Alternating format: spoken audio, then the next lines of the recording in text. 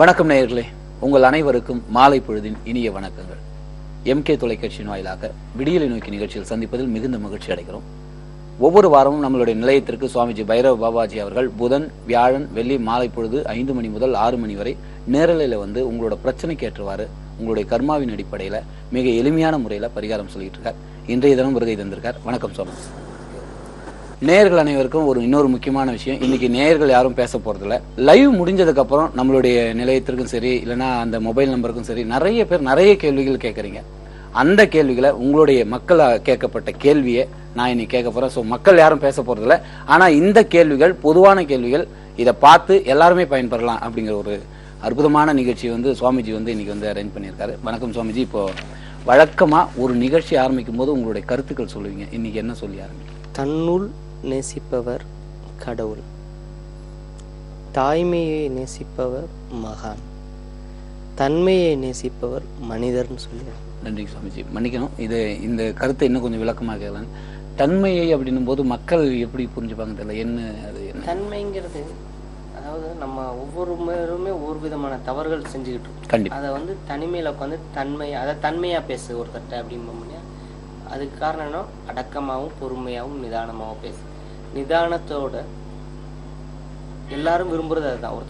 ஒருத்தர் ஹார்டா பேசினா அவர் கொஞ்சம் நிதானமா பேசுறாங்க. கண்டிப்பா. அந்த தன்மை, நம்ம செய்யக்கூடிய தவறுகளை திருத்திக்கக்கூடிய ஒரு மனிதர், அதை நேசிச்சு திருத்தணும். அதே மாதிரி ஒருத்தர் கேரக்டர், இப்போ உங்கள்கிட்ட யாரும் ஒருத்தர் நல்லா அன்பா பேசினா அவங்கள உங்களுக்கு பிடிக்கும், உங்களை உயர்த்தி பேசினா பிடிக்கும். அப்ப அந்த இடத்துல அவர் பேசக்கூடிய தன்மை உங்களுக்கு பிடிச்சிருக்கு. அந்த தன்மையை மனிதர்கள் நேசிக்கிறாங்க. கண்டிப்பா. ஏன்னா ஒவ்வொரு நிகழ்ச்சி முடிஞ்சதுக்கு அப்புறம் கூட நிறைய நேயர்கள் வந்து ஆன்மீகத்துல சந்தேகம் கேட்கறாங்களோ இல்லையோ, சுவாமிஜி ஒவ்வொரு லைவ்லயும் அந்த கருத்து சொல்றாருங்களா, அது வந்து ரொம்ப யூஸ்ஃபுல்லா இருக்குன்றாங்க. இன்னைக்கு சொன்னதும் உண்மையிலே பயனுள்ள. தன்மையை நேசிக்கிறத விட்டு அவங்களுடைய உண்மையான தன்மையை நேசிக்கணுங்கிறது தான் இதோட முக்கிய கருத்து. நன்றிங்க சுவாமிஜி. தன்னைத்தான் அறியணுன்ற மாதிரி சொல்லியிருக்கீங்க. உண்மையிலேங்க சுவாமிஜி. சுவாமிஜி, இப்போ வந்து நம்மளுடைய நிகழ்ச்சியில கேள்வி தொடங்கும். நிறைய நேயர்கள் கேட்ட கேள்வி, ஒருமித்த கேள்வியா கேட்ட கேள்வி என்னன்னா, ஒரு சில மாசங்கள்ல வாசல்ல கோலம் போட்டு அந்த கோலத்துல நடுப்புறம் சாணத்தை வச்சு, அது என்ன காரணம்? அது என்ன? முக்கியமா அது மார்கழி மாசங்கள்ல காரணம் மார்கிழி. ஃபர்ஸ்ட் தமிழ் மாதங்களை பத்தி நான் அடிக்கடி டிவியில சொல்லியிருக்கேன். அதுல மார்கிழிங்கிறப்ப என்ன ஆகும்னா, தன் ஆணவங்கள் அழியக்கூடிய மாசம் அது. அப்போ வந்து வீட்டு வாசல்ல அந்த சாணம் பிள்ளையார் பிடிச்சு வைக்கிறப்ப பசுஞ்சாணத்துல தான் முக்கியமா வைக்கணும். அதுக்கு காரணம்னா பஞ்ச கவ்யம், அதாவது பாவம் போக்கக்கூடிய எல்லா புண்ணிய காரியங்கள்லையும் பசுஞ்சாணம், பசுங்கோமியம், பசுந்தயிர், பசு நெய், பசும்பால், இது 5ஐயும் கலந்து அதில் புண்ணிய சேத்திரத்தங்களுடைய மந்திரங்கள், கங்கா, இதெல்லாம் ஆவானம் பண்ணி அங்கே புரோச்சனம் பண்ணுவாங்க. அது மூலம் என்ன ஆகுதுன்னா, அந்த வீட்டில் இருக்கக்கூடிய பாவங்கள், 5 விதமான பூதத்துக்கு உண்டான பாவங்கள் நிவர்த்தி அடைகிறதா ஐதீகம். அதாவது நெய் சேர்த்துறப்ப மகாலட்சுமியோ அந்த தர்த்திரியம் வெளியே போய் மகாலட்சுமி உள்ள வராங்க. அதே பசுஞ்சாணத்துல முன்னாடி வச்சு அதுல செம்பருத்தி பூ தான் வைக்கணும். இப்ப நிறைய பேர் நிறைய பூ வைக்கிறாங்க, செம்பருத்தி பூ தான் வைக்கணும். அப்படி வைக்கிறப்ப என்ன ஆகும் அப்படின்னா, அந்த வீட்டுல எப்பொழுதுமே எந்த நோய் நொடிகளும் வராது. அதுதான் அங்க வைக்கிறது. பசு சாணத்துல தெளிக்கிறதுக்கு காரணமும் வீட்டுக்குள்ள தீயவை, இந்த ஏவல்கள், சும்மா போகக்கூடியது, ஆன்மாக்கள், இது எல்லாம் வராம இருக்கிறது தான் பசுஞ்சாணத்தை தெளிக்கிறது. மார்கழி மாசம் பசுஞ்சாண பிள்ளையார் வைக்கிறது. அது செம்பருத்தி பூ தான். ஆனா இப்ப வைக்கிறது எல்லாருமே வந்து அந்த பூசணி பூ வச்சிருவாங்க சொல்லுவாங்க. ஆனா செம்பருத்தி பூக்கு தான் முதல் மரியாதை. ஏன் அப்படின்னா, அது ஒரு மனிதன் பிறந்து இப்ப உங்க வகுத்து வழிங்கிறப்பதான் அந்த வகுத்த ஒரு ஸ்பாட்டாவே உங்களுக்கு, அந்த வகுதுலேயே உங்களுக்கு தெரியும். அது வரைக்கும் வகுரை பத்தி யோசிக்க மாட்டீங்க. அதே போல இப்ப ஹார்ட்ல பிரச்சனை வரப்பதான் ஹார்ட்டை பத்தி யோசிப்பீங்க. அதனால செம்பருத்தி பூ வைக்கிறப்ப என்ன ஆகும்னா, உடலுக்குள்ள இருக்கக்கூடிய அனைத்து நரம்புகளுக்கும் சக்தி கொடுக்கும். அதனால செம்பருத்தி பூ வைக்கணும். இதுக்கு ஆன்மீக சித்தர் வழியில இன்னும் 2-3 காரணங்கள் இருக்கு. அது இப்போதைக்கு மக்களுக்கு தெரிய வேண்டாம். அவங்களுக்கு தேவையானது என்ன, அது தெரிஞ்சோம். நன்றி நன்றி சாமி. நேயர்களை, நீங்கள் பார்த்து பயன்பெற்றுக் கொண்டிருக்கும் இந்த நிகழ்ச்சி, நீங்கள் உங்களுக்கு பலன் தந்து கொண்டிருக்கும் இந்த நிகழ்ச்சி விடியலை நோக்கி நிகழ்ச்சி. நம்மளுடைய சுவாமிஜி பைரவ பாபாஜி அவர்களை சென்னையில சந்திக்கணும்னா ஒவ்வொரு வாரமும் புதன், வியாழன், வெள்ளி 3 நாளும் சந்திக்கலாம். எங்கன்னு பாத்தீங்கன்னா, முகப்பேர் ஈஸ்ட்ல DAV கேர்ள்ஸ் ஹையர் செகண்டரி ஸ்கூலுக்கு அந்த பஸ் ஸ்டாப்ல இறங்கி நேரா உள்ள போனீங்கன்னா 4வது right, Panneer Nagar main road, number 134, Eswari இல்லம். இது தவிர ஒவ்வொரு வாரமும் சனிக்கிழமை திருச்சியில சந்திக்கலாம். திருச்சியில எங்கன்னு பாத்தீங்கன்னா, பொன்மலை சர்வீஸ் ரோட்ல இருக்க TVS டோல்கேட் பஸ் ஸ்டாப் பக்கத்துல இருக்கு. அங்க இறங்கினீங்கன்னா போதும். இது தவிர ஒவ்வொரு வாரமும் ஞாயிற்றுக்கிழமை சேலத்துல சந்திக்கலாம். சேலம் புது பஸ் ஸ்டாண்டுக்கு ஆப்போசிட்ல இருக்கிற வசந்தம் ஹோட்டல்ல. எந்த இடத்துல நீங்க சுவாமிஜி சந்திக்கிறதா இருந்தாலும் ஃபோன் பண்ணி பதிவு பண்ணிட்டு போங்க. காலை 10 மணிலிருந்து 3 மணி வரை. சுவாமிஜி, இப்போ வந்து இந்த விளக்கை பத்தி பேசணும். அதே சமயத்துல வீட்டுல பூஜை ரூம்ல விளக்கு ஏத்துறது நீங்க அடிக்கடி சொல்லுவீங்க, எந்த திசையில ஏத்தணும் அப்படின்ட்டு. அதாவது இப்போ வந்து பூஜை ரூமே ஃபர்ஸ்ட் பேசணும், அதுக்கப்புறம் தான் பூஜை விளக்கை பத்தி பேசணும். பூஜை ரூம் பார்த்தீங்கன்னா எல்லாருமே கன்னி மூலையில் அமைச்சிருப்பாங்க. கிழக்க பார்த்து தான் 100க்கு 99% வீட்டில் வந்து பூஜை ரூம்னு பார்த்தீங்கன்னா கிழக்கு பகுதி தான். ஆனால் கிழக்கு பகுதி எந்தெந்த வீட்டில் வைக்கலாம் அப்படின்னா, தெற்கு வாசல் வைக்கலாம். அதே கிழக்கு வாசல் வைக்கக்கூடாது. கிழக்கு பக்கம் வாசப்படி இருந்தால் வைக்கக்கூடாது. அப்படி வச்சோம் அப்படின்னா சாமி படங்களை வந்து வடக்கு நோக்கி வைக்கணும். மேற்கு வாசல் வைக்கலாம். வடக்கு வாசல் இருக்கிறவங்க, முக்காவாசி வீடுகள் வடக்கு வாசலா இருக்கு, அவங்க ஈசான்யத்துல, அதாவது உள்ள நுழைஞ்சுன்னு அவங்களோட இடதுகை பக்கம் மேற்கு முகமா பூஜை ரூம் அமைக்கணும். இது யாருமே அமைக்க மாட்டேங்கிறாங்க, பயப்படுறாங்க பூஜை ரூம் வந்து மேற்கு பக்கம் அமைக்கிறதுக்கு. ஆனா அப்படி பூஜை ரூம் வைக்கிறப்ப என்ன ஆகும்னா, வீட்டுல ஐஸ்வர்யம், வடக்கு வாசல் இருக்க வீட்டுல தான் நிறைய பண விரயங்கள் நடக்கும். இதை பார்த்துட்டு இருக்க மக்கள், வடக்கு வாசல் இருக்கவங்க 2 நிமிஷம் அந்த வீட்டுக்கு வந்தோன்னே எப்படி இருக்கு, பணம் வரும், நல்ல செலவு இருக்கும். ஆனால் நல்லா நீங்கள் ஹைஃபையாக இருக்கிற மாதிரி தெரிஞ்சாலும் சேவிங்ஸ்னு பார்த்தீங்கன்னா கம்மியாக இருக்கும். அப்போ உங்கள் பூஜை ரூமை நீங்கள் மாற்ற முடியும். இனிமேல் மாற்ற தேவையில்லை. இனி அப்படி கட்டுறப்ப அப்படி கட்டுங்க. கட்ட முடியலையா, வடக்கு பக்கம் ஈசானியத்தில் கிழக்கு செவத்தில் மேற்க பார்த்து சாமி படங்களை மாட்டி விடு. அப்படி மாற்றப்ப என்ன ஆகும்னா வீட்டில் ஐஸ்வர்யம் தங்கும். அதே பூஜை ரூமில் கிழக்கு வாசலில் இருக்கிறவங்க வடக்கு பகுதியில் தான் வந்து பூஜை ரூம் வந்து வடக்கு பார்த்து வைக்கணும். அதாவது தெய்வங்களை வந்து கிழக்கு பக்கமே பூஜை ரூம் இருந்தாலும் வடக்க பார்த்து வைக்கணும். இப்படி வச்சு வழிபட்டுட்டு வந்தாங்கன்னா அந்த வீட்டில் வந்து ஐஸ்வர்யம் தங்கும். 2வது, இப்போ கிழக்கு திசை வீடு, அவங்க நல்லெண்ணெய் 100, தேங்காய் எண்ணெய் 50, நெய் 50, இது 3ஐயும் கலந்து தீபம் போடணும். மேற்கு வாசல்ல இருக்கிறவங்க கடுகெண்ணெய் 50, நல்லெண்ணெய் 100, இது கலந்து தீபம் போடணும்.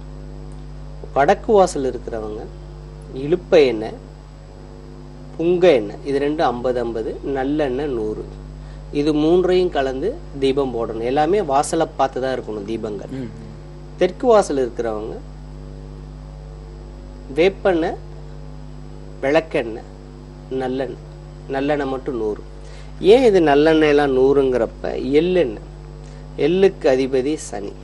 பஞ்சபூதத்துல பச்சை சாஸ்திரத்தை பார்க்குறப்ப எதற்கும் எந்த ஒரு செய்வனைக்கும் அடிப்படையாதது காகம்ங்கிற பட்சி. அப்ப அந்த காகத்துக்கு அதிபதியா இருக்கக்கூடிய சனீஸ்வரனும், அதுக்கு பிரீதமான எள், அதுல எண்ணெயில போறப்ப வீட்டுல இருக்கக்கூடிய கெடுதல்கள் விலகும். அப்படிங்கிறத அந்த நல்லெண்ணெயை நம்ம எல்லா தீபத்துக்கு எல்லா இடத்துலையும் பயன்படுத்துறதுக்கு முக்கிய காரணம். ஸோ அதனால எல்லா எண்ணெயிலையும் கூட கூட கொஞ்சம் இந்த நல்லெண்ணெய் சேர்த்துறப்ப நல்ல விளைவுகள் ஏற்படும். அதாவது இன்னைக்கு நீங்க நிகழ்ச்சியை பார்த்துக்கிட்டு இருக்கீங்க, உங்களுக்கு எந்த விதமான பிரச்சனையும் இருக்காது. ஏன்னா டிவி வால்யூம் நாங்கள் கம்மி பண்ண சொல்ல மாட்டோம். இது கையில பேப்பர் பேனை எடுத்து வச்சிங்க போதும். இன்னைக்கு சுவாமிஜி சொல்ற பரிகாரங்கள் எல்லாம் கண்டிப்பா நீங்க பண்றதுக்கு ஒன்றுனா பொதுவான பரிகாரம் தான் சொல்றாரு. ஸோ சரியான முறையில் நோட் பண்ணீங்க, அடிக்கடி கேட்டுட்டு இருக்கீங்கனால இந்த மாதிரி ஒரு நிகழ்ச்சி. இப்போ சுவாமிஜி இப்போ வந்து விளக்கு ஏற்றுறது, அது போல எந்த திசையை நோக்கின்னு சொல்லிட்டீங்க. மற்றபடி என்னன்னா பூஜை ரூமும் மாற்றி அமைக்கலாம்னு சொல்லியிருக்கீங்க. இது தவிர விளக்குல வந்து இந்த நல்லெண்ணெய் ஒன்று சொல்லுவீங்க, அதாவது வந்து சமையலுக்கு பயன்படுத்துற நல்லெண்ணெய் தான் பயன்படுத்தும். சில விளக்குக்கு கம்மியான ஒரு இதுல வாங்குவாங்க, அது கூட வேணான்னுவீங்க. 100% வேணாம். இப்போ வந்து சாப்பாட்டுக்கு வந்து நல்ல எண்ணெய் வாங்கி நல்லெண்ணெயா பயன்படுத்துறீங்க. தீபத்தை பார்த்தீங்கன்னா சில வீட்டு தீபத்துல பச்சையா வந்து சைடுல வந்து பச்சை பசிஞ்சிருக்கு. உங்க காமாட்சி அம்மன் விளக்க பார்த்தீங்கன்னா பச்சையா இருக்கும் கழுவி. அதுக்கு காரணம் என்னன்னா, நீங்க விளக்குக்குன்னு கேட்குறப்ப அது குவாலிட்டி கம்மியான எண்ணெயா இருக்கும். அப்படி குவாலிட்டி கம்மியான ஒரு எண்ணெயை போட்டு அந்த தெய்வத்தை கூப்பிடுறப்ப அங்க அந்த தெய்வம் அதை ஏத்துக்காது. அப்ப நீங்க விடிய விடிய விளக்கு ஏற்றி அந்த தெய்வத்தை கூப்பிட்டாலுமே உங்களுக்கு வந்து பலன் இருக்காது, மேலும் நெகட்டிவான பலன்களை தான் தரும்.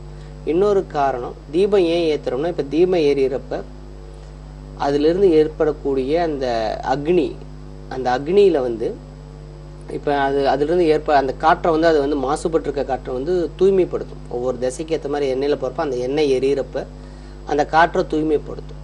அதுலேயே நீங்கள் குவாலிட்டி கம்மியாக, அதாவது தரம் குறைஞ்ச எண்ணெயை நீங்கள் போட்டிங்க அப்படின்னா என்னாகும் அப்படின்னா, மேலும் வந்து அந்த வீட்டில் வந்து கஷ்டங்கள் அபிவிருத்தி ஆகும், குறையாது. அதனால கம்மியாக வாங்கினாலும் பரவாயில்ல, நல்ல எண்ணெயாக வாங்கி பயன்படுத்துங்க. இப்போ நீங்கள் 5 எண்ணெய் கலந்து போடணும்னு ஆசைப்பட்டீங்கன்னா 5 எண்ணெய் நீங்களே நேரடியாக போய் வீட்டுக்காக வாங்கி கலந்து போடுங்க. அப்போ தான் அதோட முழு பலனை நீங்கள் அனுபவிப்பீங்க. நன்றிங்க சுவாமிஜி. இப்போ பூஜை ரூமில் எந்த கடவுளோட போட்டோ இருக்கக்கூடாது? ஏன்னா நிறைய பேர் சொல்லியிருக்காங்க, ஆஞ்சநேயர் போட்டோ வந்து வீட்டில் வந்து பூஜை ரூமில் வைக்காதீங்க அப்படின்னு சொல்லுங்க. அது உண்மையா இல்லை இது போல் ஏதாவது இருக்கக்கூடாதுங்களா? 100% ஆஞ்சநேயர் போட்டோ வைக்கலாம், பூஜை ரூமில் வைக்கலாம். அதே மாதிரி பைரவர் போட்டோவும் வைக்கலாம். அனைத்து தெய்வங்களுமே நமக்கு வந்து ஒரு விஷயத்த சொல்லுது. ஒவ்வொருவரும் ஒவ்வொரு விதம்ங்கிற மாதிரி, ஒவ்வொரு மனிதர், எல்லா மனிதரும் ஒரே மாதிரி கிடையாது. அதே மாதிரி ஒவ்வொரு தெய்வத்துக்கும் ஒவ்வொரு விதமான சக்திகள் இருக்கு. கண்டிப்பா. ஸோ நமக்கு ஜாதக ரீதியாகவும் நட்சத்திர ரீதியாகவும் எந்த தெய்வம் வருதோ அந்த தெய்வத்தையும் குல தெய்வத்தையும் முதல்ல பிள்ளையார்.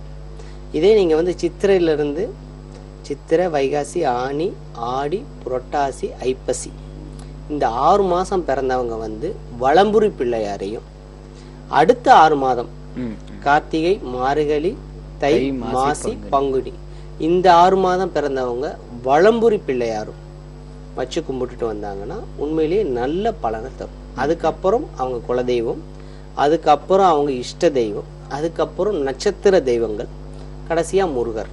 இதை வச்சு கும்பிட்டா அந்த வீட்டுல நல்ல ஐஸ்வர்யம் தலைக்கும். நன்றிங்க சார். அப்போ நீங்க சொன்ன மாதிரி எந்த கடவுள் வேணாலும் இருக்கலாம், பட் அந்த உடைஞ்சதோ ஏதோ அது மட்டும்தான் வைக்கக்கூடாது. அதை எடுத்து போறதுக்கு ஒரு முறை சொல்லுவீங்க?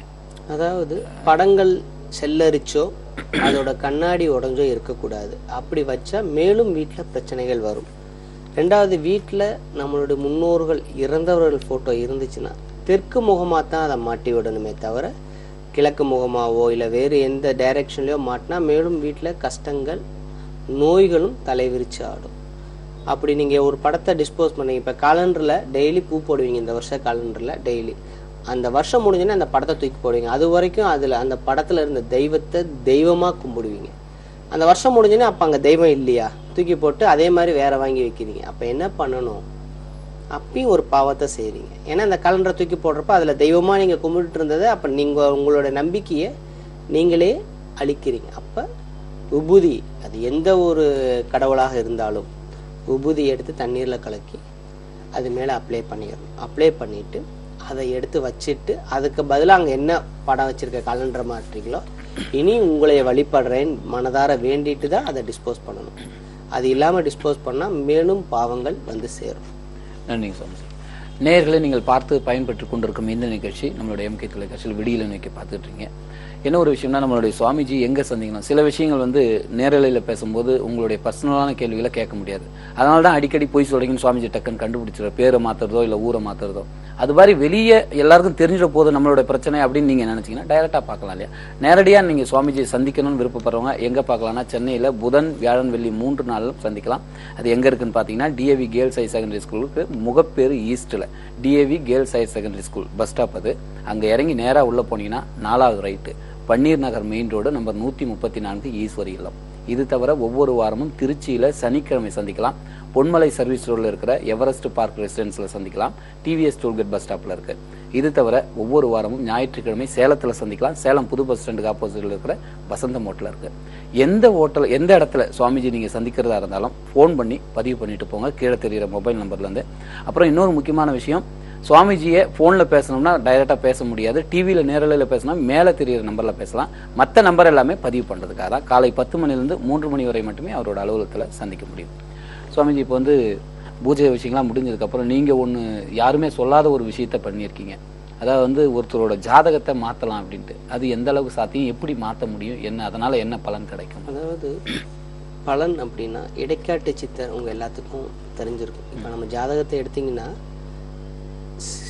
சூரிய திசை, அடுத்து பார்த்தீங்கன்னா புத்திங்கிற இடத்துல குரு, சனின்னு வரிசையாக 9 கிரகங்கள் வரும். அதுக்கப்புறம் சந்திர திசை, அதுக்கப்புறம் புதன் திசை, இப்படி மாறி மாறி ஒவ்வொரு திசையிலையும் ஒவ்வொரு புத்தி.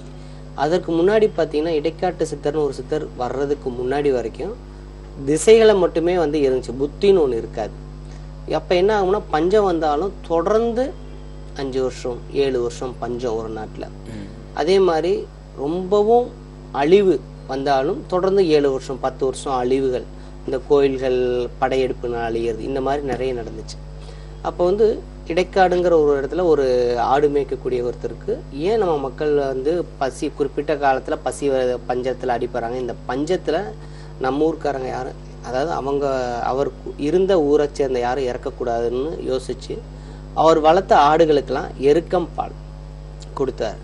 இப்போ எல்லா கோயிலையும் பார்த்தீங்கன்னா மேலே கலசம் வச்சுருப்பாங்க. அந்த கலசத்துக்குள்ளே வரகுன்னு ஒன்று போடுவாங்க. அது என்னென்னா எக்காலத்துலேயும் அதுக்கு கடைசியாக ஒரு ஊமை சொல்கிறேன், வரகு போடுவாங்க. அந்த வரகை என்ன பண்ணார், அதாவது அந்த மண் சுவரில் மண்ணோட கலந்து களிமண்ணோட கலந்து அவரோட செவுத்துல வந்து பூசி வச்சுட்டார். இந்த பஞ்சம் வர்றப்ப ஏற்கனவே எருக்கம் பாலை குடிச்ச அந்த ஆடுகள் வந்து உடம்பு அரிக்கும். அப்போ வந்து அந்த செவுரில் வந்து தன்னோட உடம்பை தேய்க்கிறப்ப அது அவர் ஏற்கனவே மண்ணோடு சேர்த்து இந்த வரகை போட்டு வச்சுருந்தா அந்த வரகு பூரா கெட்டு போகாத வரகு எத்தனை வருஷம் வச்சாலும். அப்போ அந்த வரகு பூரா எடுத்து அதை சுத்தம் பண்ணி சாப்பிட்டுட்டு வந்தாங்க.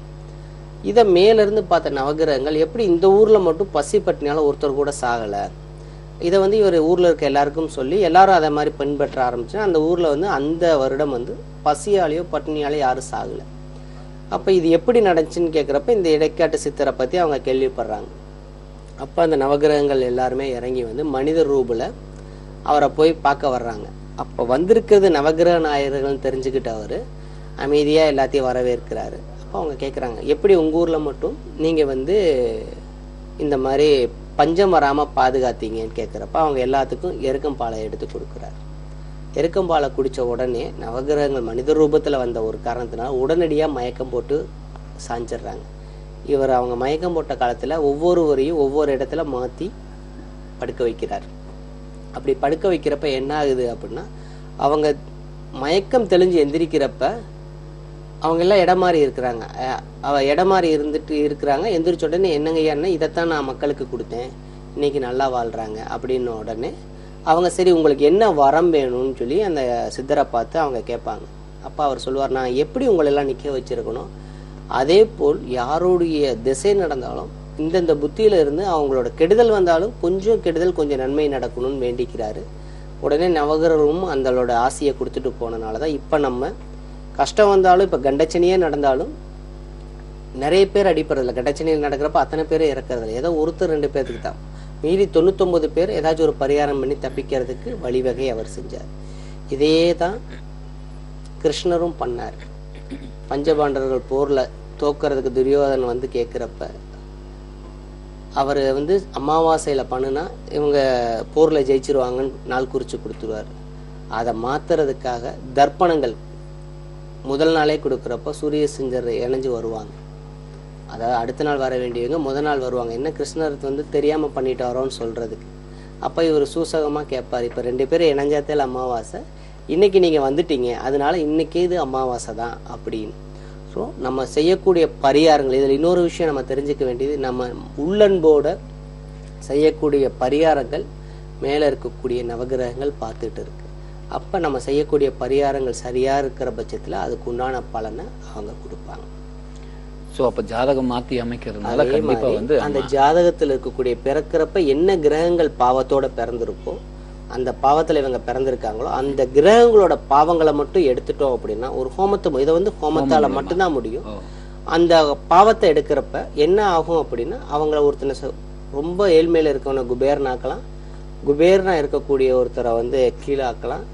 அதே சமயத்துல இப்ப தொடர்ந்து வந்து எந்த பதவியுமே இல்லாத ஒருத்தருக்கு நல்ல பதவிகள் கொடுக்கலாம். இது முடியும். இப்போ ஒரு விசவாயி கசிஞ்சிச்சு எந்த இடத்துல, போபால், எல்லாருக்குமே தெரிஞ்சிருக்கு. ஆனா அந்த ஒரு வீட்டுல மட்டும், அந்த நகரத்துல ஒரு வீட்டுல மட்டும் சிலர் இறக்காம இருந்தாங்க. காரணம் என்ன அப்படின்னா, அந்த வீட்டுல ஹோமம் நடந்துட்டு இருந்துச்சு. அந்த ஹோம புகையினால அந்த விசவாயுவோட தன்மை அந்த வீட்டுக்குள்ள வரல. ஸோ அந்த வீட்டில் இருந்தவங்க மட்டும் உயிர் பிழைச்சாங்கிறது உண்மை. நீங்கள் வந்து அதற்கு பேர் என்ன, கம்ப்யூட்டர் நெட்டில் பார்த்தீங்கன்னா கூட அது தெரியும். ஸோ நவகிரகங்கள் பாதிக்கப்பட்டவங்களுக்கு ஹோமத்து மூலமாக அந்த கர்மாவை எடுக்க முடியுங்கிறது இது ஒரு ஆதாரம். நன்றி நன்றி நன்றி சுவாமிஜி. நேயர்களை நீங்கள் பார்த்து பயன்பெற்று கொண்டிருக்கும், உங்களுக்கு பலனை தந்து கொண்டிருக்கும் இந்த நிகழ்ச்சி விடியலை நோக்கி நிகழ்ச்சி. இன்னைக்கு வந்து பார்த்தீங்கன்னா சுவாமிஜி சொல்லிட்டு எல்லாமே பொதுவான பரிகாரங்கள் தான், பொதுவான கருத்துக்கள் தான். நீங்கள் பார்க்குறவங்க எல்லாருக்குமே நிச்சயமாக பயனுள்ளதாக இருக்கும். ஒவ்வொரு நாளும், அதாவது வந்து இந்த நிகழ்ச்சியை பார்க்கும்போது ஒவ்வொரு டைமும் நீங்கள் நோட் பண்ணி வச்சுக்கிட்டு அதை எப்படி செய்யணுங்கிறதையும் தெளிவாக சொல்கிறாங்க, அதை பண்ணுங்கள். நீங்கள் சுவாமிஜி சென்னையில் சந்திக்கணும்னா ஒவ்வொரு வாரம் புதன் வியாழன் வெள்ளி 3 நாளும் சந்திக்கலாம். சென்னையில் எங்கன்னு பார்த்தீங்கன்னா முகப்பேர் ஈஸ்ட்டில் DAV girls higher secondary school இருக்கு. அந்த பஸ் ஸ்டாப்ல இறங்கி நேரா உள்ள போனீங்கன்னா 4வது right Panneer Nagar main road number 134 Eswari இல்லம். இது தவிர ஒவ்வொரு வாரமும் சனிக்கிழமை திருச்சியில சந்திக்கலாம் பொன்மலை சர்வீஸ் ரோட்ல இருக்கிற எவரெஸ்ட் பார்க் ரெசிடென்ஸ்ல டிவிஎஸ் டோல்கேட் பஸ் ஸ்டாப்ல. இது தவிர பிரத்யேகமாக ஞாயிற்றுக்கிழமை சேலத்துல சந்திக்கலாம். சேலம் எங்கன்னு பாத்தீங்கன்னா சேலத்துல புது பஸ் ஸ்டாண்ட் இருக்கு இல்லைங்களா, அதுக்கு ஆப்போசிட்ல இருக்கிற வசந்தம் ஹோட்டல. எந்த இடத்துல சுவாமிஜி சந்திக்கிறதா இருந்தாலும் காலை 10 மணிலிருந்து 3 மணி வரை சந்திக்கலாம். கீழே தெரியிற மொபைல் நம்பர்ல பதிவு பண்ணிட்டு போங்க. ஒரு சின்ன பிரேக் எடுத்துட்டு திரும்பவும் சந்திக்கலாம். இது விடியலை நோக்கி.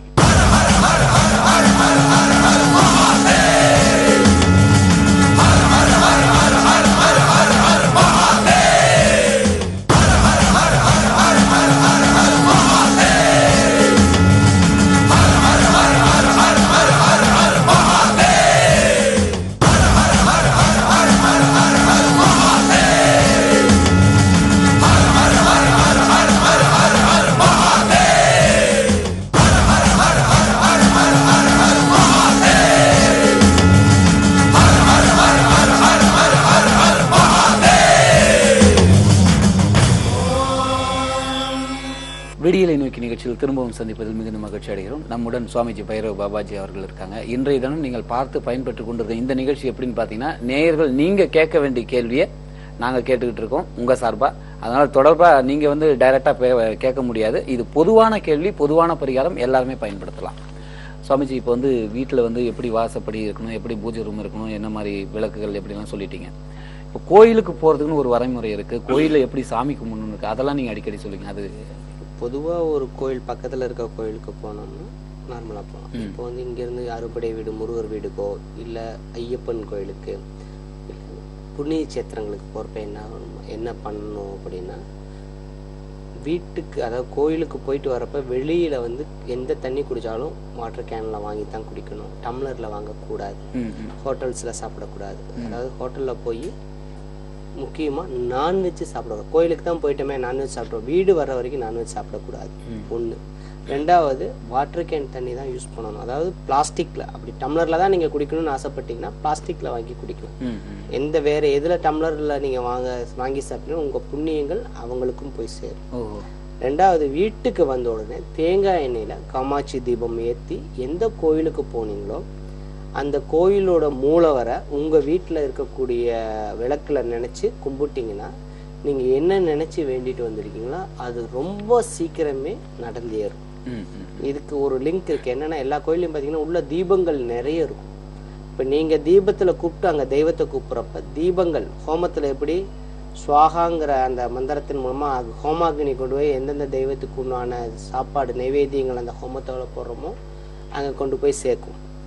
அதே போல் இங்கே நீங்கள் வீட்டில் கோயிலுக்கு போயிட்டு காமாட்சி தீபத்தில் தேங்காய் எண்ணெய் ஊற்றி என்ன அங்கே கோயிலில் வேண்டிங்களோ அந்த மூலவரை நினச்சி இங்கே பிரார்த்தனை பண்ணிங்கன்னா, இங்கே இருக்கக்கூடிய அக்னி அந்த கோயிலில் இருக்க அக்னியோட தொடர்பு ஏற்பட்டு உடனடியாக நீங்கள் வேண்டினது நிவர்த்தி ஆகும்.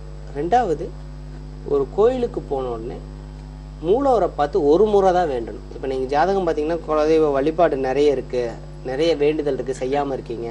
பிரசன்னம் பார்க்க போனீங்கன்னா சொல்லுவாங்க, நிறைய செய்யாமல் இருக்கீங்களா, நிறைய கோயிலுக்கு வேண்டி இருக்கீங்களே அப்படின்னு. காரணம் என்னன்னா, நீங்கள் செஞ்சிருப்பேன்னு சொல்லுவீங்க. இப்போ திருப்பதி நீங்கள் ஒரு தடவை போயிட்டு இருந்தீங்கன்னா அடுத்த தடவை போகிறப்ப செல்வ செழிப்பு வரும், நான் அடுத்த தடவை வந்துடுறேன் ஒரு 5 தடவை சொல்லியிருந்தீங்கன்னா, ஒரு தடவை நீங்கள் போயிட்டு வந்ததுக்கு அப்புறம் கொஞ்ச நாள்லயே டவுன் ஆக ஆரம்பிப்பீங்க. அப்போ நீங்கள் யோசிப்பீங்க, இப்போ தான் நம்ம போயிட்டு திருப்பி டவுன் ஆகிறோமே. காரணம் என்ன அப்படின்னா, எல்லா மூலவர் வாயிலையும் அதாவது மூலவர் விக்கிரகங்களையும் ததாஸ்து அப்படிங்கிற வார்த்தை ஒழிச்சுக்கிட்டே இருக்கும். அதுக்கு காரணம் என்னன்னா, ததாஸ்து அப்படின்னா அப்படியே ஆகட்டும்னு பொருள். இப்போ நீங்கள் அவர் நேரடியாக மூலவரை பார்த்து எனக்கு இவ்வளோ பிரச்சனை இருக்குது, இது சரியாச்சுன்னா உங்களுக்கு நான் இந்த மாதிரி பரிகாரம் காணிக்கை செலுத்துறேன்னு ஒரு தடவை வேண்டாமல் 2-3 முறை வேண்டினீங்கன்னா அந்த காணிக்கையை நீங்கள் 2-3 முறை போய் போட்டால் மட்டும்தான் அந்த பிரச்சனை சால்வ் ஆகும், இல்லாட்டி சால்வ் ஆகாது. அடுத்து சரிங்க சாமி, இப்போ கோயிலில் அது பண்ணக்கூடாத ஒரு அந்த விபூதி குங்குமம்லாம் கொடுத்தாங்கன்னா சொல்றீங்க, கோயிலில் ஒரு தடவை தான் வேண்டும். முக்கியமாக அங்கே கொடுக்கக்கூடிய விபூதி பஸ்பம் நம்மளுடைய பிறவி கர்மாவை அழிக்கக்கூடிய, குங்குமம் நம் உள்ள இருக்கக்கூடிய வம்ச விருத்திகள், அதாவது குங்குமம் கொடுக்கறதுக்காக வம்ச விருத்தி, இந்த உடம்போட கர்மாவை முடிச்சு அடுத்து இன்னொரு உடல் உருவாகிறதுக்கு, அதாவது குழந்தைகள், இவங்களுக்கு உண்டான மங்களத்தை கொடுக்கக்கூடியது. இது ரெண்டையும் வந்து அங்கே இருக்கக்கூடிய கோயில் தூண்களில் கண்டிப்பாக போடக்கூடாது. அப்படி போட்டால் என்ன ஆகும்னா, இப்போ உங்களுக்கு சாப்பாடு கொடுக்குறாங்க, நீங்கள் வந்து ஒருத்தர் வர்றாரு, அவருக்கு நீங்கள் சாப்பாடு போடுறீங்க வீட்டில், அவர் கொஞ்சத்தை எடுத்து வாயில் வச்சுட்டு எனக்கு வேண்டான்னு அங்கேயே போச்சுட்டு எழுந்திரிச்சாங்கன்னா அவர் மேலே உங்களுக்கு எவ்வளோ கோபம் வரும், அளவழியாத கோபம் வரும். காரணம் என்னென்னா, நீங்கள் கொடுத்ததை அவங்க உதாசீனப்படுத்திட்டாங்க. அதே போல் கோயிலில் ஒரு விபூதி குங்குமம் அவங்க ஐயர் கொடுக்கல, ஐயர் மூலமாக அவர் ஒரு கருவி, தெய்வம் உங்களுக்கு கொடுக்குது. உங்கள் பிரச்சனை நீ வேண்டப்ப இந்த பிரசாதத்தை வச்சுக்க சரியாகும்னு அவங்க கொடுக்குறாங்க. அப்போ அது சரியாகணுங்கிறது தெய்வம் கொடுக்குற ஒரு இது பிச்சை. அதை நீங்கள் அங்கேயே உதாசீனப்படுத்திட்டு வர்றப்ப என்ன ஆகும் அப்படின்னா, அங்கே தெய்வத்துக்கு தேவையில்லாத தவறுகள் நடக்கும், உங்கள் வேண்டுதல்கள் பலிதமாக போகும். அதனால எக்காரணத்தை கொண்டும் அங்கே கோயிலில் இருக்கக்கூடிய தூண்கள்லையோ அங்கே இருக்கக்கூடிய கிண்ணங்கள்லையோ விபூதி குங்குமத்தை கொட்டக்கூடாது. வீட்டுக்கு கொண்டு வாங்க, ஒரு டப்பாவில் போட்டு வைங்க. இப்போ நிறைய கோயில் விபூதிகள் வீட்டில் இருக்க, என்ன பண்ணுறதுன்னு நிறைய பேத்துக்கு தெரியாது. நிறைய கோயிலுக்கு போயிருப்பாங்க விபூதி, அதெல்லாம் என்ன பண்ணணும்னா ஒரு தண்ணியில் கலந்து, வீட்டுக்குள்ளேயே வந்து எல்லா கோயில் நிறைய பிரசாதங்கள் இருந்துச்சுன்னா தண்ணியில் கலந்து வீட்டில் இருக்கக்கூடிய வேப்ப மரம், வில்வ மரம், துளசி, இது 3ல் தான் ஊற்றணும். தண்ணியில் கலந்து வெளியில் ஊற்றக்கூடாது.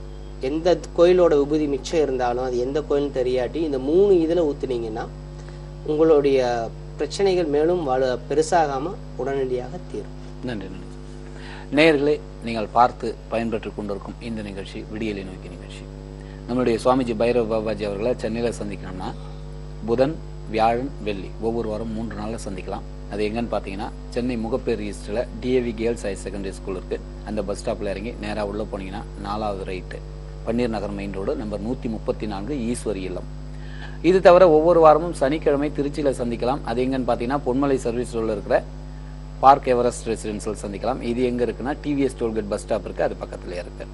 ஒவ்வொரு வாரம் பிரத்யேகமாக சேலத்தில் ஞாயிற்றுக்கிழமை சந்திக்கலாம். இது எங்கன்னா, சேலம் புது பஸ் ஸ்டாண்டுக்கு ஆப்போசிட்டில் இருக்கிற வசந்தம் ஹோட்டலில். எந்த இடத்துல நீங்கள் சுவாமிஜி சந்திக்கிறதா இருந்தாலும் ஃபோன் பண்ணி பதிவு பண்ணிட்டு போங்க, கீழே தெரிகிற மொபைல் நம்பரில். அது மட்டும் இல்லாமல் ஒவ்வொரு எந்த இடத்துல பார்த்தாலும் அந்த நாளில் வந்து காலையில் 10 மணிலேருந்து 3 மணி வரை தான் சந்திக்க முடியும். அதனால் அதுக்கேற்ற மாதிரி நீங்கள் அப்பாயின்மெண்ட்டை வாங்கிட்டு பார்க்கலாம். அந்த செல்ஃபோனில் சுவாமிஜிகிட்ட டைரெக்டாக பேச முடியும். ஏன்னா பல பேர் வந்து அப்படி தான் கேட்டுக்கிட்டு இருக்கீங்க, நான் நேராகவே ஃபோனில் பேசணும், ஃபோனில் பேசவே மாட்டார், லைவில் மட்டும்தான் ஃபோனில் பேச முடியும். சுவாமிஜி இப்போ வந்து கோயில் இந்த மாதிரி போனோம்னு புருஷன், அதை கணவன் மனைவியாக போனால் வேண்டது ஒரு பக்கம் நின்று அது மாதிரி சொல்லுவீங்க. பெண்கள் வந்து கோயிலில் வேண்டப்ப நீங்கள் மூலவரை வந்து இடமிருந்து தான் பார்க்கணும்.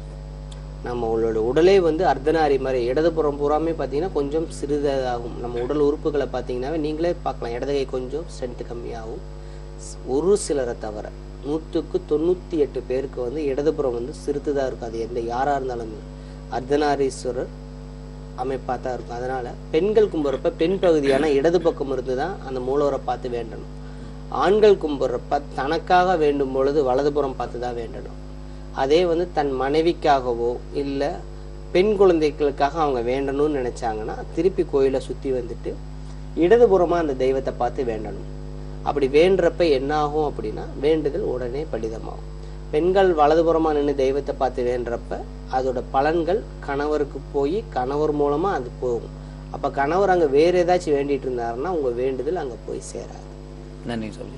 இப்போ நிறைய பேர் கேட்குறது, இந்த நம்ம நிறைய விஷயங்கள் நல்லா பேசியாச்சு, மக்கள் கேட்குற மாதிரி. இப்போ குலதெய்வம், இந்த தெய்வத்தெல்லாம் முடியும் போது குலதெய்வம் வந்து நிறைய பேருக்கு தெரியறது இல்லை. அந்த குலதெய்வத்தை கண்டுபிடிக்கிறதுன்னு ஒரு சொல்லுவீங்க, அதை எப்படி அவங்க கண்டுபிடிக்கலாம்? சிலர் வந்து ரொம்ப பெரிய தப்பு பண்ணுறாங்க. பசும்பால்னே என்ன பண்ணிடுறாங்கன்னா பாக்கெட் பால் வாங்கிடுறாங்க. பசும்பாலில் தான் இதை நான் சொல்கிறத செய்யணும். பூவம்பழம், மஞ்சள் பழத்துலேயே பூவம்பழங்கிற ஒரு பழம் இருக்குது. அது வந்து சக்தி அம்சம். மற்ற பழத்தை நீங்கள் பிரிச்சிங்கன்னா 3 பகுதியாக பிரியும். ஆனால் பூவம்பழத்தை மட்டும் பிரித்து அதை தனித்தனியாக பிரிச்சிங்கன்னா 5 பகுதிகளாக பிரியும் அந்த பழத்தோட உள்ளே இருக்கக்கூடிய அந்த பழம்.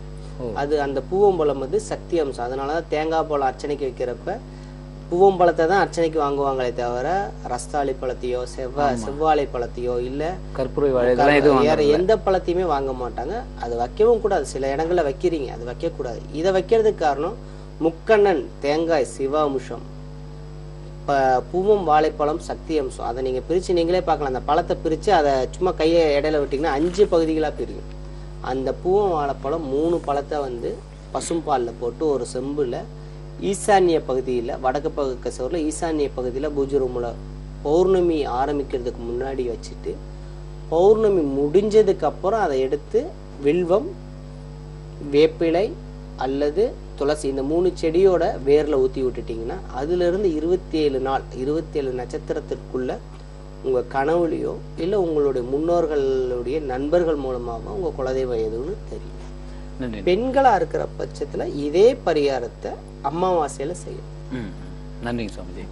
நிச்சயமா உங்களுக்கு நீங்க கேட்குற டவுட்லாம் வந்து இப்போ நான் கேட்டுட்டு இருக்கேன், நல்லா யூஸ்ஃபுல்லா இருக்குன்னு நினைக்கிறேன். சுவாமிஜி நீங்க சொல்றது மிகப்பெரிய விஷயம் அன்னதானம். அன்னதானத்தை யாருமே பண்ணணும்னு நினைக்கிறீங்க, ஆனா சரியா பண்றதில்ல அப்படின்னு. அதுக்கு ஒரு மெத்தட் சொல்லுங்க.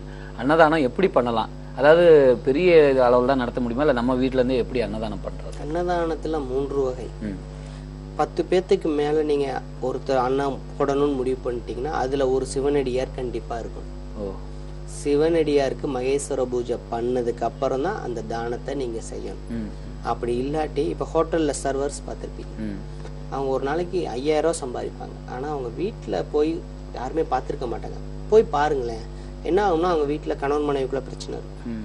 அப்படி மீறி இருந்தா நோய் அதிகமா இருக்கும், அதே மீறி இருந்தா குழந்தைய சரி இருக்காது. இது எல்லாம் இருந்துச்சுன்னா அவர் ஒரு இது எல்லாம் குழந்தைய சரியா இருந்து மனைவி சரியா இருந்தா இவர் சரியான போதைக்கு எதுக்காச்சும் அடிமையாயிருப்பார், இல்லாட்டி பெண் பிரச்சனை இருக்கும். இப்படி குடும்பம் பிரச்சனையிலேயே இருக்கும். காரணம் என்ன அப்படின்னா அந்த சாப்பாடு அவங்க போடுறப்ப அந்த சாப்பிடுறவங்க அவங்க பணம் கொடுத்துட்றாங்க. ஆனா அந்த சாப்பாடு சாப்பிடுறவங்க என்ன பாவம் பண்ணிட்டு வர்றாங்களோ அந்த பாவத்தோட பாதி பலனை அந்த சாப்பாடு போடுறவங்க வாங்கிக்கிறாங்க. நல்லா வளர்ந்த ஹோட்டல்ல பாத்தீங்கன்னா ஓனர்களே அங்க இருக்க மாட்டாங்க. ஓனரே இருந்து சமையல் ஓனர் வந்து இந்த சப்ளையர்களுக்கு சம்பளம் கொடுக்கறதுக்கு சங்கடப்பட்டு அவங்களே சில இடங்களை சர்வீஸ் பார்ப்பாங்க. அந்த ஹோட்டல்லாம் பாத்தீங்கன்னா இன்னும் வந்து கஷ்டப்பட்டுட்டு தான். காரணம் என்னன்னா அந்த சாப்பிட வரவனோட பாவத்தை அவங்க வாங்கிக்கிறாங்க. இதே மாதிரிதான் அன்னதானமும் போடுறப்ப முறையா மகேஸ்வர பூஜை பண்ணி அந்த அடியாருக்கு வந்து வஸ்திர தானம், அன்னதானம், அது இல்லாம சொர்ணதானம், இது 3ஐயும் கொடுத்ததுக்கு அப்புறம்தான் அன்னதானத்தை அவங்க நடத்தணும். அப்படி நடத்தாம இவங்க வந்து மகேஸ்வர பூஜை அடியார் கிடைக்கலன்னு சொல்லி டைரக்டா அன்னதானம் போட்டாங்கன்னா உடனடியா இது 3 தான் முக்கியம். அன்னத்தை போடுறப்ப அவனோட பாவங்களை வாங்குவாங்க. சொர்ணதானம் ஏன் கொடுக்க சொல்றேன்? சொர்ணதானம் காசு. அப்படி கொடுக்குறப்ப எல்லாருமே அல்டிமேட்டா ஓடுறது வந்து பணத்தை நோக்கி தான். அதனால ஏற்படக்கூடிய வந்து சாப்பிட்றவன் என்ன பிரச்சனைகள் இருக்கும் அந்த பிரச்சனையோட கர்மாவும் இவங்களை சேரும். 3வது வஸ்திரதானம். எப்படி கர்ணனுக்கு கவச குண்டலங்களோ அதை பிரிச்சோடனே அவர் உயிர் போச்சோ, நம்ம மனிதர்களுக்கு கவச குண்டலங்கிறது நம்ம போட்டிருக்கிற உடுப்பு தான். அதை அவுத்தோம்னா உடனே அது கூனி குறுகி போயிடும். அந்த வஸ்திரத்தை தானமா கொடுக்குறப்ப நம்மளுடைய பேர் புகழ் மேலும் மேலும் உலகம் அதிகமாகும். அந்த 3ஐயும் செஞ்சுட்டு அன்னதானம் பண்ணாங்கன்னா அவங்க நல்லா இருப்பாங்க. இது அன்னதானம். இது எங்களால பண்ண முடியல, ஆனா நாங்க பண்ண நினைக்கிறோம், எங்கள்கிட்ட பணம் இல்லை, ஆனா எங்களுக்கு அன்னதானம் பண்ணணுங்கிற எண்ணம் இருக்கு, உடனே 100 ரூபாய் கொண்டு போய் அன்னதானத்துக்குன்னு எழுதாதீங்க. அது கண்டிப்பா தானத்தில் வராது. அன்னதானங்கிறது அன்னத்தை தான் கொடுக்கணும், காசை கொடுக்க கூடாது. என்ன பண்ணணும் அப்படின்னா உங்க வீட்டுல டெய்லி சமையலுக்காக நீங்க எடுக்கக்கூடிய சாப்பாட்டு அரிசியை அந்த அரிசி சட்டியில போட்டதுக்கு அப்புறம் தண்ணி ஊத்துறதுக்கு முன்னாடி, அதாவது களையறதுக்கு முன்னாடி ஒரு பிடியை எடுத்து ஒரு டப்பால போட்டுட்டு வாங்க. தொடர்ந்து 1 மாசமோ மாசத்துல 1 நாள், அதாவது உங்க கல்யாண நாளா இருக்கலாம், கல்யாண கிழமையா இருக்கலாம், இல்ல உங்க குடும்ப தலைவர் பிறந்த நாளா இருக்கலாம். அந்த நாள் அந்த அரிசியை அது டெய்லி போட்டுட்டு வரணும். கண்டிப்பா வந்து தலைக்கு ஊத்தி இருந்தீங்கன்னா அந்த 7 நாள் அந்த அரிசியை எடுக்கக்கூடாது, மற்ற நாள் தொடர்ந்து எடுக்கலாம். எடுத்துட்டு அந்த அரிசி எவ்வளவு சேருதோ, ஒரு 1/2 கிலோ சேர்ந்தாலும் சரி, 1 கிலோ சேர்ந்து அந்த அரிசியோட சேர்த்து இன்னும் ஒரு 1 கிலோவோ 2 கிலோவோ சேர்த்து வீட்டிலேயே சமைச்சு கோயில்ல வரக்கூடிய பக்தர்களுக்கு அதை கொடுக்கலாம். அப்ப நீங்க அங்க மகேஸ்வர பூஜை செய்ய தேவையில்லை. வீட்டுல சமைச்சு கொண்டு போய் கோயிலுக்கு வர்ற பக்தர்கள் கொடுக்கலாம். இது என்ன சாதம் செய்யலாம்? லெமன் சாதம் செய்யலாம். கண்டிப்பா தயிர் சாதம் வந்து குறிப்பிட்ட பரிகாரத்துக்கு செய்யறது, அதை செய்யக்கூடாது. லெமன் சாதம் செய்யலாம், சாம்பார் சாதம் செய்யலாம். இது 2ஐயும் செஞ்சு பார்சல் பண்ணி அங்க வரக்கூடிய மக்களுக்கு கொடுக்கலாம். இது 2 செய்யாட்டி மிளகு சாதம் செய்யலாம். கண்டிப்பா வந்து சக்கரை பொங்கல் செய்யக்கூடாது. சக்கரை பொங்கல் செஞ்சீங்கன்னா நைவேத்தியம் பண்ணி தான் மற்றவங்களுக்கு கொடுக்கணும், தெய்வத்துக்கு கொடுத்து தான் கொடுக்கணும். அப்ப அது பிரசாதம் ஆயிரும், அன்னதானமா ஆகாது. அப்ப இந்த 3 சாதமும் வீட்டுல செஞ்சு கொண்டு போய் கொடுத்தாலும் அது அன்னதானம். அதாவது எலுமிச்சை சாதம், மிளகு சாதம், சாம்பார் சாதம், 3 சாதம் 3ஐயும் செஞ்சு கொண்டு போய் கொடுக்கலாம். அப்படி கொடுத்துட்டு வந்தாங்கன்னா அந்த வீட்டுல தேவையில்லாம ஏற்படக்கூடிய, இப்போ ஒரு நேயர் கூட நேத்து பேசுறப்ப கூட கேட்டாரு, அடிக்கடி ஆக்சிடென்ட் ஆகுது, அடிக்கடி வந்து விபத்து, தேவையில்லாம காயங்கள் ஆகுது, இது தவிர்க்கும். அகால மரணங்கள் தவிர்க்கும். ஜாதகத்துல பாத்தீங்கன்னா 65 வயசு வரைக்கும் உயிரோட இருப்பாம்பாங்க, டக்குன்னு ஹார்ட் அட்டாக் வரும், திடீர்னு ஏதாச்சும் ஒண்ணு உயிர் போயிடும். இவங்கெல்லாம் வந்து இந்த அன்னதானம் செஞ்சுட்டு வந்துட்டு இருந்தாங்கன்னா இந்த மாதிரி தேவையில்லாத உயிரிழப்புகளையும் உடல் ஊனத்தையும் தவிர்க்கலாம். நன்றி நன்றி நன்றி சுவாமி. நேயர்களே, நிச்சயமா இந்த நிகழ்ச்சி பார்த்தீங்கன்னா நல்ல ஒரு பயனுள்ளதாக தான் இருக்கும். ஏன்னா கேட்குற கேள்வி உங்கள் சார்பாக கேட்டுட்டு இருக்கேன், பொதுவான பரிகாரங்கள் அதெல்லாம் பார்த்து நீங்கள் பயன்படுத்திங்கன்னா ரொம்ப நல்லா இருக்கும். சுவாமிஜி, இப்போ வந்து அன்னதானமும் பார்த்தாச்சு, மகேஸ்வர பூஜை முடிஞ்சால் தான் பண்ண 10 பேருக்கு கண்டிப்பாக பண்ணதா இருந்தால் ஒரு சிவனடியார் இருக்கணும். கண்டிப்பாக 10 பேர் நீங்கள் 10 பேருக்கு சாப்பாடு கொடுக்கணும்னு முடிச்சிட்டீங்க, முடிவு பண்ணிட்டீங்கன்னாவே ஒரு சிவனடியார் அதில் இருக்கணும். அவருக்கு போட்டு அவருக்கு இந்த 3 விதமான தானங்கள், வஸ்திர தானம், சொர்ண தானம், அன்னதானம், இது 3ஐயும் கொடுத்துட்டு தான் நீங்கள் அடுத்து அன்னதானமே போடணும். அது இல்லாமல் போடுறப்ப அந்த நடத்துகிறவங்க, அன்னதானம் நிறைய பேர் நடத்திட்டு இருப்பீங்க, ஒரு 10 பேர் சேர்ந்து 20 பேர் சேர்ந்து, அந்த 20 பேர்த்தோட லைஃப்பையும் கொஞ்சம் யோசிச்சு பார்த்தீங்கன்னா கடன் பிரச்சனைகள் நிறைய இருக்கும். யோசிச்சு பாருங்க, நான் சொல்றது அப்போ உங்களுக்கு புரியும். சுவாமிஜி, இது தவிர ஒவ்வொரு மனுஷனுக்கும் பலவிதமான தோஷங்கள் இருக்குன்னு சொல்லுவீங்க அடிக்கடி. அதுல முக்கியமானது 3 தோஷத்தை தான் நீங்க அடிக்கடி சொல்லுவீங்க. இதுதான் வந்து மக்களுக்கு வரும், இந்த தோஷத்தை இப்படி தவிர்த்துக்கலாம், இப்படி வந்து பரிகாரம் செய்யலாம். அது என்னென்ன தோஷங்கள்? 3 தோஷங்கள் சொல்லுங்க. முதல் தோஷம் ஆட்படுறது கந்தர்வ தோஷம். நம்ம கட்டங்கள்ல எல்லா கிரகங்களும் இருக்கும், மேல இருக்க கிரகங்கள், பூமி மட்டும் அதுல இருக்காது. பூமியை சுத்தி ஒரு வலை இருக்கு. என்ன வலை? Magnetic waves. ஆண் பெண் ஈர்ப்பு இருக்கு பாத்தீங்களா, அதுதான் அந்த மேக்னெட்டிக் வேவ்ஸ். அந்த பூமி தான் நம்ம மனுஷனோட, அதுதான் அந்த கந்தர்வ தோஷத்துடைய மூல காரணம். இது யாருக்கு வரும் அப்படின்னா 13 வயசுல இருந்து 23 வயசு வரைக்கும் ஆண்களுக்கு கண்டிப்பா 100% ஆண்களுக்கு வரும். அதுக்கு அடுத்து 45 இருந்து 57க்குள்ள 2வது தடவை வரும். இந்த கந்தர்வ தோஷம் வர்றதை எப்படி தெரிஞ்சுக்கலாம்னா, அவனுக்கு புத்திசாலித்தனம் அதிகமா இருக்கும், படிப்பு இருக்காது. வேலைக்குன்னு எங்க போனாலும் அதிகபட்சம் 1 மாசத்துக்கு மேல போக மாட்டான். சோம்பேறித்தனம் அதிகமா இருக்கும், நல்லா தூங்குவான், சாப்பிடுவான், ஹைஃபையா அவனுக்குன்னு காசுன்னு வீட்டுல இருந்தா எடுத்துட்டு போய் ஹைஃபையா செலவு பண்ண ஆசைப்படுவான் மற்றவங்களுக்காக. இது ஒரு ஸ்டேஜ் கண்டுபிடிக்கலாம். இன்னொன்னு, கல்யாணம் ஆகி அந்த பெண் கருவுற்று வளகாப்பு வர 7 மாதத்துக்குள்ள அவனுக்கு ஆக்சிடென்ட் ஆகும். அப்ப கருவுல இருக்கிறது பெண் குழந்தை, கண்டிப்பா அடிபடும். அப்படி இல்லாத பட்சத்துல குழந்தை பிறந்து 6 மாசத்துக்குள்ள அடிபடும். இதுவும் கந்தர்வ தோஷத்தோட அறிகுறி. இது ரெண்டையும் தெரிஞ்சுக்கலாம். அது வரைக்கும் வந்து அவன் குழந்தை பிறக்கிற வரைக்கும் ராமரா இருப்பார், வேற எந்த பெண்ணையும் ஏறெடுத்து. குழந்தை பிறந்து ஒரு 4 மாசம் கழிச்சு பாத்தீங்கன்னா போற வர்ற பொங்கம்பளையெல்லாம் ஆசைப்படுவாரு, அவங்களெல்லாம் பார்ப்பாரு. அவர் மைண்ட்ல, இது ஆண்களே அனலைஸ் பண்ணலாம், மைண்ட்ல எப்பயுமே செக்ஸுவல் தாட்ஸ் இருக்கும். இதுவும் கந்தர்வ தோஷம். இதுதான் வந்து குடும்பத்துக்கு முதல்ல பிரச்சனையை ஏற்படுத்தக்கூடிய தோஷம், ஒரு மனுஷனை பின்னுக்கு தள்ளக்கூடிய தோஷம். இந்த கந்தர்வ தோஷத்தை பொதுவா ஏதாவது பரிகாரம் செஞ்சு எல்லாருமே பயன்படுற மாதிரி இது பரிகாரம் இருக்குங்களா? பண்ணலாமா? இருக்கு, பண்ணலாம். என்ன பண்ணலாம்னா, இதை ஒருத்தர், நான் சொன்னதை வந்து ஒரு விளையாட்டா கூட ஒருத்தர் பேசியிருந்தாரு. எப்ப பார்த்தாலும் தேங்காயை பத்தியே சொல்றாரு, தேங்காயில அப்படி என்ன இருக்குன்னு. தேங்காயால முடியாது எதுவும் இல்லைங்கிறதுனாலதான் பூஜை பொருள் முக்கிய பொருளா தேங்காயை வச்சிருந்தாங்க. தேங்காய் 11 தேங்காயை எடுக்கணும், அதை மாலையா கோர்க்கணும். 10 தேங்காயில, அதாவது இங்கிட்டு இருக்கிற 5ல மஞ்சளும் இங்கிட்டு இருக்கிற 5ல விபூதியும் கலந்துட்டு கீழே இருக்கக்கூடிய தேங்காய் ஒரு தேங்காயில மட்டும் குங்குமம் தடவும். இதுல நான் சொன்ன மாதிரி முதல் சொல்லியிருந்தேன் இல்லையா, சித்திரை, வைகாசி, ஆனி, ஆடி, ஆவணி, புரட்டாசி, இதுல பிறந்தவங்க வலம்புரி பிள்ளையாருக்கும், அடுத்த 6 மாசம் பிறந்தவங்க இடம்புரி பிள்ளையாருக்கும் அவங்க பிறந்த நட்சத்திரத்துல போய் போட்டு அர்ச்சனை பண்ணிட்டு அன்னைக்கு ஒரு நாள் வரைக்கும் முழுவதும் உபவாசம் இருந்து சாயங்காலம் 6 மணி வரைக்கும் சாப்பிடாம இருந்து 6 மணிக்கு மேல பசும்பால் 1 டம்ளர் குடிச்சு இந்த விரதத்தை பூர்த்தி பண்ணாங்கன்னா இந்த கந்தர்வ தோஷம் அவங்கள விட்டு விடும். நன்றி நன்றி. அடுத்த தோஷம் என்ன? அடுத்து இந்திர சாபம். இந்திர சாபங்கிறது என்னன்னா, ஒருத்தனுக்கு வந்து வேலையே கிடைக்காது, எங்க போனாலும் தடை. அவன் சின்சியரா வேலை செஞ்சாலும் அதோட கிரெடிட்டை வந்து அவரோட மேலதிகாரி வாங்கிட்டு போயிடுவான். உண்மையா எல்லா இடத்துலயும் இருக்க பார்ப்பான், அவன் மனைவிட்ட உண்மையா இருக்க பார்ப்பான், அவன் வேலை செய்யற இடத்துல உண்மையா இருக்க பார்ப்பான், பேரண்ட்ஸ். ஆனா யாருமே அவனை நம்ப மாட்டாங்க. ஏதாச்சும் ஒரு இடத்துல அவன் தப்பு பண்ண அந்த தப்பவே பெருசாக்கியே தான் அவனை பேசுவாங்களே தவிர அவனை நம்ப மாட்டாங்க. ரொம்ப முக்கியம், அவருக்கு எங்க போனாலுமே வேலை நிலைக்காது. கெட்ட பேரோட வேலை நிப்பாட்டு, இல்லாட்டி கப்பம் கட்டிட்டு வேலை நிப்பாட்டுவார். அதாவது தேவையில்லாம கெட்ட பேர்ல பணத்தை கட்டிட்டு வெளியே வரணும், இல்ல மாறிக்கிட்டே இருப்பாங்க. அதாவது மூவல் ஸ்டோன் மாதிரி ஓடிக்கிட்டே இருப்பாங்க, வேலை அடுத்த வேலை அடுத்த வேலை அடுத்த வேலை. இது இந்திர சாபம். இப்படி இருக்கிறவங்க வந்து முருகர் கோயில், அதாவது திருப்பரங்குன்றம் முதல் 6 மாசத்துக்கு, இரண்டாவது 6 மாசத்துக்கு வந்து பழனி. இங்க போய் முருகரை வழிபட்டுட்டு தேனு பன்னீர் வாங்கி கொடுத்துட்டு ஆம ரூபம் இருக்கக்கூடிய தகுடு வாங்கி தலையை 3 முறை சுத்தி, பக்கத்துல எந்த கோயிலா இருந்தாலும் அங்க உள்ள முருகர் கோயில் எல்லாத்துமே பக்கத்துல ஒரு குளம் இருக்கும், அந்த குளத்துல போட்டுட்டு வந்துட்டாங்கன்னா அவங்களுக்கு நல்லது. இது 2வது தோஷம் இல்லைங்களா? நேயர்களை நீங்கள் பார்த்து பயன்பெற்று கொண்டிருக்கும் இந்த நிகழ்ச்சி நம்மளுடைய எம்கே தொலைக்காட்சியில் விடியலை நோக்கி பார்த்துக்கிட்டு இருக்கீங்க. சுவாமிஜி இன்னைக்கு சொல்ற பரிகாரம் எல்லாம் பொதுவான பரிகாரமா சொல்லிக்கிட்டு இருக்காரு. கண்டிப்பாக உங்களுக்கு வந்து யூஸ்ஃபுல்லாக ரொம்ப நல்ல விதமாகவே இருக்கும்னு நினைக்கிறேன். நல்லா கையில் அதை முன்னாடியே சொல்லணும்னு நினச்சேன், ஆனால் ஆல்ரெடி நீங்கள் எடுத்திருப்பீங்க, கையில் பேப்பர் பேனை எடுத்து வச்சுருப்பீங்க, அது ஒரு பெரிய விஷயம். இப்போ என்னென்னா, சுவாமிஜி நேரில் சந்திக்கணும், நிறைய விஷயங்கள் வந்து தெளிவாக பேசணும், தெளிவாக உங்களோட பிரச்சனையை சொல்லி பரிகாரம் கேட்கணும்னா சென்னையில் ஒவ்வொரு வாரமும் புதன், வியாழன், வெள்ளி இந்த 3 நாள் சந்திக்கலாம். சென்னையில் எங்கன்னா முகப்பேர் ஈஸ்ட் இருக்குது, அங்கே டிஏவி கேர்ள்ஸ் ஹையர் செகண்டரி ஸ்கூலுக்கு அந்த பஸ் ஸ்டாப்பில் இறங்கி நேராக உள்ளே போனீங்கன்னா 4வது right, Panneer Nagar main road, number 134, Eswari இல்லம்.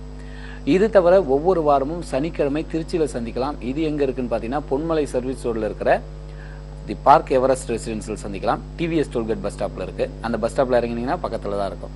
இது தவிர ஒவ்வொரு வாரம் பிரத்யேகமாக ஞாயிற்றுக்கிழமை சேலத்தில் சந்திக்கலாம். சேலம் புது பஸ் ஸ்டாண்டுக்கு ஆப்போசிட்டில் இருக்கிற வசந்தம் ஹோட்டலில். இந்த 3 இடத்துல சந்திக்கிறதா இருந்தாலும் நீங்கள் வந்து கீழே தெரியிற மொபைல் நம்பரில் ஃபோன் பண்ணி பதிவு பண்ணிவிட்டு போங்க. காலையில் 10 மணிலேருந்து 3 மணி வரை சுவாமிஜி அவரோட அலுவலகத்தில் சந்திக்கலாம். நேரலையில் நீங்கள் பேசும்போது ஆல்ரெடி உங்களுக்கு தெரியும், பிரச்சனையை தெளிவாக சொல்லுங்கள், யாரும் பொய் சொல்லி கேட்காதீங்க. அடிக்கடி சுவாமி சொல்கிறது பொய் சொல்லி பேர் மாற்றி சொல்கிறதோ இல்லை ஊர் மாற்றி சொல்கிறதோ அதெல்லாம் சொல்லுவார். இப்போ 3வது தோஷம் வந்து மிகப்பெரிய தோஷம்னு சொல்லுவீங்க அடிக்கடி, பிரம்மச்சேத தோஷம். அதாவது கிரக தோஷங்களே இல்லாமல் கோயில்களில் போய் பரிகார ஸ்தலங்களை போய் பரிகாரம் பண்ணுறது. முதல்ல பரிகாரம் சனீஸ்வரன், திருநள்ளாறு கோயிலில் போய், திருநள்ளாறு முக்கியமாக பார்த்தீங்கன்னா சனீஸ்வரனுக்கு தான் பிரதிஷ்டை பெற்றது. ஆனால் அங்கே சூரியனும் இருக்கார். இது 180 பேத்துக்கு தெரியாது. என்னன்னா அங்கே போயிட்டு கண்டச்சனி அஷ்டமத்து சனி நடக்கிறவங்க துணி விடலாம், மற்றவங்க துணி விடக்கூடாது. 2வது ஒன்று தெரிஞ்சுக்கங்க, கோயில்களில் இருக்கக்கூடிய குளங்கள் புண்ணியத்தை கொடுக்கக்கூடியது. ஆற்றுல குளிக்கிறப்ப துணி விடலாம், ஆறு அடிச்சுட்டு போகும், அப்போ உங்கள் பாவங்கள் அடிச்சுட்டு போகும். ஒரு குளத்துல பொதுவாக கோயில் குளங்கள், நம்ம ஏன் கோயில்களுக்கு பக்கத்துல குளங்கள் வெட்டினாங்கிறத ஃபர்ஸ்ட் தெரிஞ்சுக்கங்க. குளத்துல குளிச்சா புண்ணியம், அந்த கோயில் ஸ்தலத்துக்கு வந்த புண்ணியம் கிடைக்கும். அப்போ அந்த புண்ணியங்கிற கிடைச்ச உடனே நீங்கள் அங்கே துணியை விட்டீங்கன்னா அந்த புண்ணியத்தை நீங்கள் அங்கேயே விடுறதா ஐதீகம். உங்களுக்கு தெரிஞ்ச நல்ல பண்டிதர் யார்கிட்ட வேணாலும் கேளுங்க. கோயிலில் இருக்க குளங்கள் எதற்காகனா புண்ணியத்திற்காக.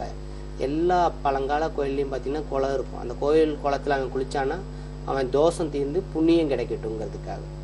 ஆனால் இப்போ அந்த புண்ணியத்தை நீங்கள் அங்கேயே விட்டுட்டு வந்தீங்க அப்படின்னா உங்களுக்கு நல்லது நடக்குமா? நடக்காது. ஸோ பிரச்சனையே இல்லாதப்போ அங்கே போய் விட்டுட்டு வரக்கூடாது துணியை.